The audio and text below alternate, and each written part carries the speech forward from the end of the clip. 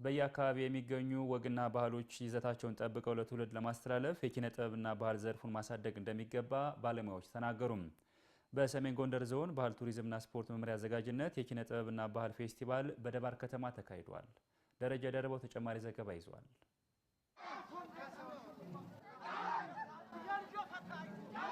ማህበረሰባዊ ወግና ባህል ከሚገለጽባቸው ጉዳዮች መካከል ኪነ ጥበብ ተጠቃሽ ነው። በኪነ ጥበብ ስራዎች የሰው ልጅ የህይወት ገጽ አዋስቶ በማቅረብ ስሜትን መግዛት ይቻላል። በደባርቅ ከተማ ዞናዊ የኪነ ጥበብና የባህል ፌስቲቫል ተካሂዷል። የሰሜን ጎንደር ዞን ባህል ቱሪዝምና ስፖርት መምሪያ ኃላፊ መዝናናት ጣዕመ በየአካባቢው የሚገኙ ወግና ባህሎችን ይዘታቸውን ጠብቆ ለትውልድ ለማስተላለፍ በሚደረገው ጥረት የኪነ ጥበብ ሚና ከፍተኛ ነው ብለዋል። በቀጣይ በተጠናከረና በተጠና መንገድ መርሃ ግብሩን ለማስኬድ ከከፍተኛ ትምህርት ተቋማትና ከሌሎች አጋር ድርጅቶች ጋር በጋራ እየተሰራ መሆኑንም አክለዋል።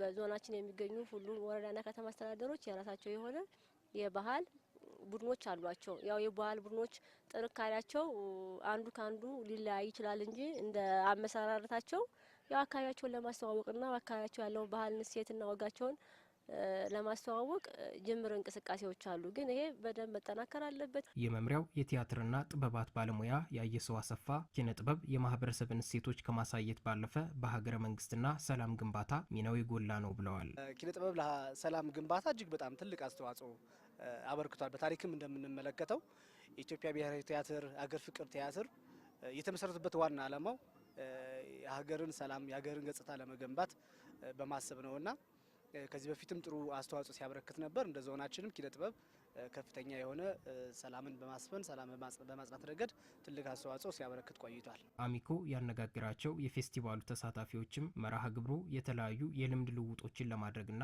ራስን ለማብቃት እድል የሚፈጥር መሆኑን ተናግረዋል።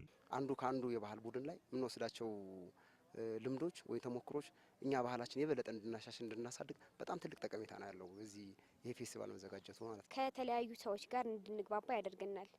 በዛ ላይ ደግሞ ብዙ አይነት ነገሮች እንድንለምድ ከዚህ ያያየነውን እኛ ለወደፊቱ ምን ማድረግ እንዳለብን የወደፊት ባህላችን እንዴት እንደነበረ እና ይገልጽልናል።